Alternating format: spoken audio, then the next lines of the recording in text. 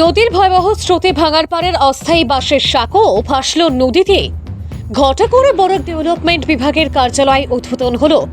এই বিভাগের মন্ত্রী বরাকেরই করিতকর্মা মন্ত্রী কৌশিক রায় কিন্তু বরাকবাসীর দুঃখের দিন যেন কিছুতেই ঘুচতে চাইছে না। দীর্ঘদিন থেকে সংস্কারের বাহানায় বন্ধ এমন সেতু ওভারলোড সিন্ডিকেটের দৌড়াত্মে ভেঙে পড়ল বিকল্প সড়ক কালাইন শিলচর রোডের হারাং সেতু।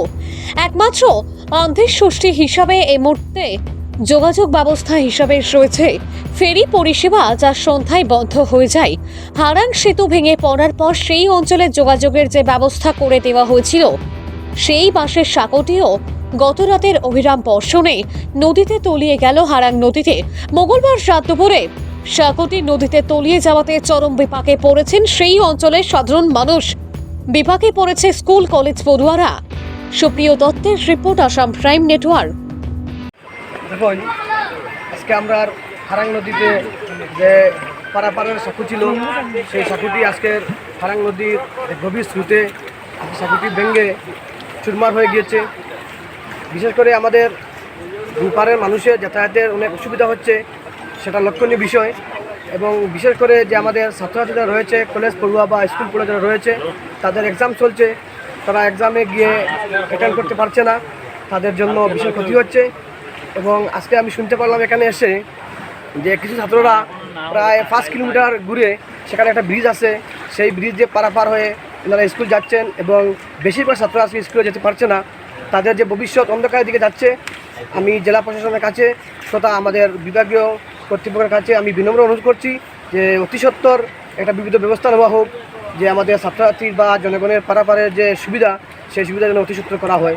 শুনতে পারলাম যে বেইলি সেতু হবে, আমাদের মাননীয় ডিসি মহোদয়ের মুখ থেকে শুনতে পারলাম যে 5 দিনের মধ্যে এসে যাবে এবং 10 দিন লাগবে সেটা ফিটিং করতে। কিন্তু আজ অবধি আমরা সেতু পাই নাই।